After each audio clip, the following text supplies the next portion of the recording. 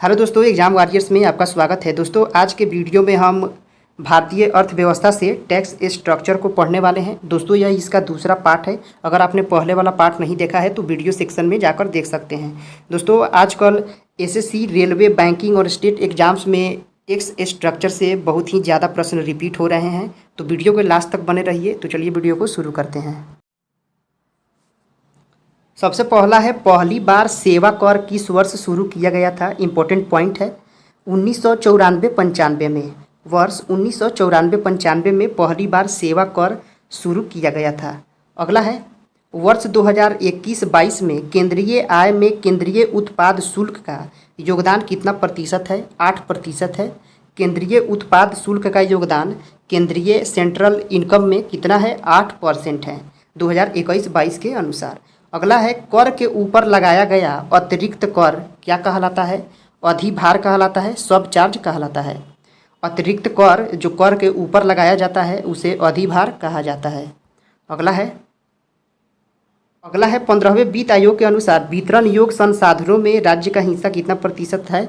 41% रखा गया है। 15वें वित्त आयोग के अनुसार वितरण योग्य संसाधनों में राज्य का हिस्सा कितना प्रतिशत है। 41% है। अगला है, 15वें वित्त आयोग ने केंद्र और राज्यों के बीच कर की हिस्सेदारी को 41% बनाए रखने की सिफारिश की है। यह राशि वर्तमान वितरण पूल के 42% के स्तर के समान ही है। इसमें जम्मू कश्मीर राज्य के विभाजन के पश्चात नए केंद्र शासित प्रदेशों की स्थिति के मद्देनज़र 1% आवश्यक समायोजन भी किया गया है। अगला है, आर्थिक मंदी के दौरान सरकार द्वारा कौन से कार्य किए जा सकते हैं। तो कर दरों में कटौती करना, सरकार व्यय को बढ़ाना। आर्थिक मंदी के दौरान कर दरों में कटौती करना और सरकार व्यय को बढ़ाना। अगला है, मूल्यवर्धित कर वैल्यू एडेड टैक्स यानी वैट को लागू करने वाला अंतिम राज्य कौन है। उत्तर प्रदेश है। दोस्तों, प्रथम राज्य कौन था जिसने वैल्यू एडेड टैक्स को लागू किया था। हरियाणा था। कौन था। हरियाणा। अगला है, भारतीय जीएसटी मॉडल किस देश के उपभोग वैट मॉडल कंज्यूम्पशन वैट मॉडल पर आधारित है। कनाडा। भारतीय जीएसटी मॉडल जो उपभोग वैट मॉडल कहा जाता है किस पर आधारित है। कनाडा पर आधारित है। अगला है, किस देश ने सबसे पहले जीएसटी लागू किया था। या फ्रांस ने लागू किया था 1954 में। जीएसटी सबसे पहले फ्रांस ने 1954 में लागू किया था। अगला है, भारत में वस्तु एवं सेवा कर जिसे जीएसटी कहा जाता है कब से लागू हुआ है। 1 जुलाई 2017 से। भारत में जीएसटी कब से लागू हुआ है। 1 जुलाई 2017 से लागू हुआ है। अगला है, जीएसटी परिषद का अध्यक्ष केंद्रीय वित्त मंत्री होता है। याद रखिएगा, जीएसटी परिषद का अध्यक्ष कौन होता है। केंद्रीय वित्त मंत्री होता है तथा केंद्र राज्य मंत्री एवं वित्त मंत्री या फिर प्रतिनिधि जिन्हें नामित राज्य में शामिल करते हैं सदस्य के रूप में शामिल होते हैं। अगला है, काले धन को सफ़ेद यानी वैध करने की प्रक्रिया को क्या कहते हैं। मनी लॉन्ड्रिंग कहा जाता है। मनी लॉन्ड्रिंग कहा जाता है। काले धन को सफ़ेद करना मनी लॉन्ड्रिंग कहलाता है। अगला है, वर्ष 2012 में मनी लॉन्ड्रिंग पर रोक लगाने के उद्देश्य से कौन सा नया टैक्स लगाया गया था। यह एंजल टैक्स है। कौन सा टैक्स है। एंजल टैक्स जो 2012 में मनी लॉन्ड्रिंग पर रोक लगाने के लिए एंजल टैक्स लगाया गया था। अगला है, कौन सा नियम कर चोरी करने वालों की पहचान करता है। गार नाम रखा गया है। जनरल एंटी एवॉइडेशन रूल GAAR इसे गार कहा जाता है। यह नियम कर चोरी करने वालों की पहचान करता है। अगला है, लैपर वर्क क्या प्रदर्शित करता है। दोस्तों, यह कर से राजस्व की प्राप्ति और कर की दर के मध्य संबंध को बताता है। प्रत्यक्ष करों की प्रवृत्ति कैसी होती है। प्रगतिशील होती है। प्रत्यक्ष करों की प्रवृत्ति कैसी होती है। प्रगतिशील कर की तरह होती है। अगला है, अप्रत्यक्ष कर किस प्रवृत्ति के होते हैं। यह प्रतिगामी प्रवृत्ति के होते हैं। अप्रत्यक्ष कर प्रतिगामी प्रवृत्ति के होते हैं। अगला है, भारत में मूल्यवर्धित कर किस समिति की अनुशंसा पर लागू किया गया था। यह असीम दास गुप्ता समिति के द्वारा लागू किया गया था मूल्यवर्धित कर। अगला है, विवाद से विश्वास योजना किससे संबंधित है।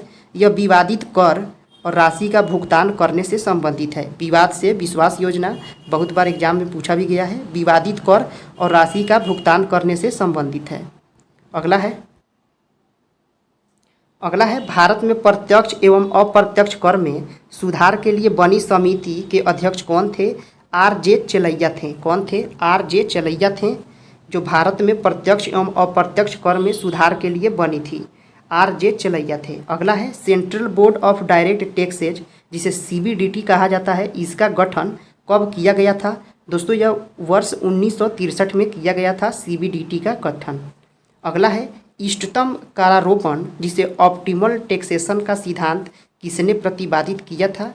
इष्टतम करारोपण, जिसे ऑप्टिमल टैक्सेशन कहा जाता है, का सिद्धांत किसने प्रतिपादित किया था? तो रैमसे ने। किसने किया था? रैमसे ने किया था। अगला है अनु उत्पादक कर को क्या कहा जाता है? अप्रत्यक्ष कर कहा जाता है।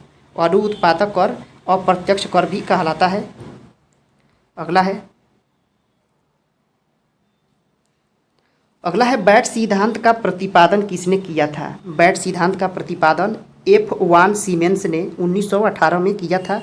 वैट सिद्धांत का प्रतिपादन F.1 सीमेंस ने 1918 में किया था। अगला है आय की वृद्धि के साथ कर की दर में वृद्धि होना किस प्रकार के करारोपण का विशिष्ट गुण है? यह प्रगतिशील करारोपण का विशिष्ट गुण होता है। आय की वृद्धि के साथ कर की दर में भी वृद्धि होती है, इसे प्रगतिशील करारोपण कहा जाता है। समसामयिकी कर की श्रेणी में कौन सा कर आता है? उपकर और अधिभार, जिसे सब चार्ज और शेष कहा जाता है, यह उपकर और अधिभार आता है समसामयिकी कर में।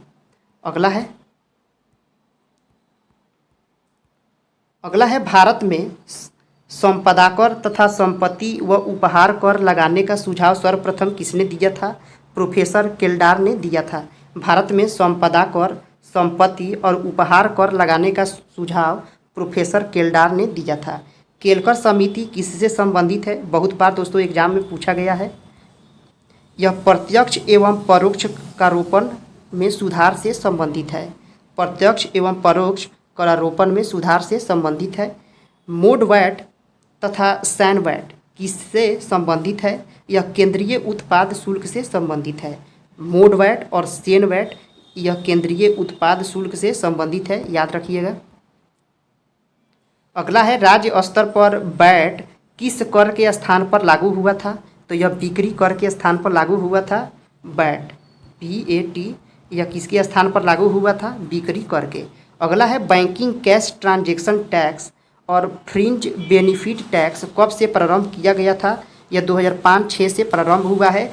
बैंकिंग कैश ट्रांजैक्शन टैक्स और फ्रीजिंग बेनिफिट टैक्स यह 2005-06 में स्टार्ट हुआ है। अगला है करदाताओं की पहचान के लिए अस्थायी खाता संख्या, जिसे परमानेंट अकाउंट नंबर कहा जाता है, के स्थान पर करदाता पहचान संख्या TIN प्रारंभ करने का सुझाव किस समिति ने दिया था दोस्तों? प्रोफेसर राजा J. चलैया समिति ने दिया था। अस्थायी खाता संख्या और करदाता पहचान संख्या प्रारंभ करने का सुझाव प्रोफेसर राजा J. चलैया समिति ने दिया था। दोस्तों यह वीडियो यहीं पे समाप्त होता है। आप इस वीडियो को 2-3 बार ज़रूर रिवाइज कीजिएगा ताकि आपको यह अच्छी तरह से याद हो जाए। दोस्तों आपको यह वीडियो कैसा लगा कमेंट करके बताइए। पसंद आया है तो लाइक कीजिए, सब्सक्राइब कीजिए। फिर मिलते हैं अगले वीडियो में। जय हिंद दोस्तों।